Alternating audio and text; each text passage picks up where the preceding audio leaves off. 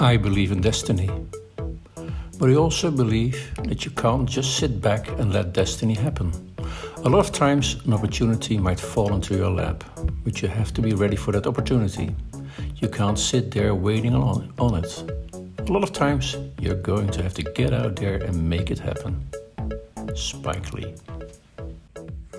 I trust you all will be joining me July 13th at 1:30 p.m. Toronto time for a fun and provocative conversation about art, culture and what it means, brings and takes from our work. If you know me a little, you can expect detours, stories, very bad English and a true exposé of personal blunder. My name is Erwin Wieringa and I live in Amsterdam, Netherlands. This presentation is about personal discovery and identity. As some of you might know, I was knighted by the Queen of the Netherlands for my work on inclusive education. Great honor. But for reasons I will explain now, I never wore the ribbon, the medal, and the parchment charter never left the case in which I got it.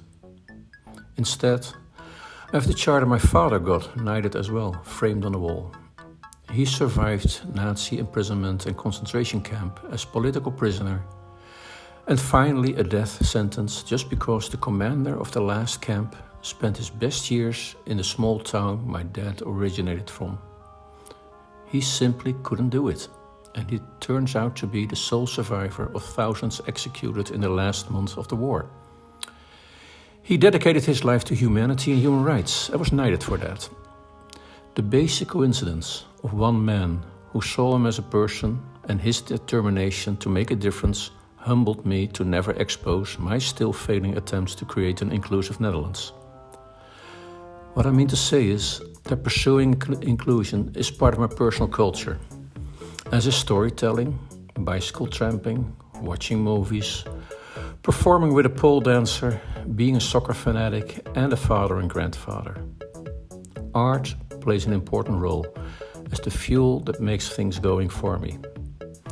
Experiencing the genius and unique perspective of other human beings pushes me to my limits all the time.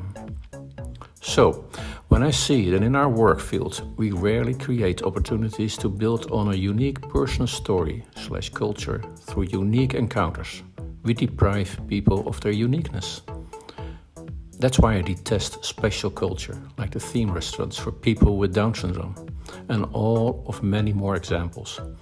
It seems like we can't imagine excellence in people with disabilities. So return to my original Spike Lee quote and use that as the starting point of our conversation at virtual TSI. Join me, won't you?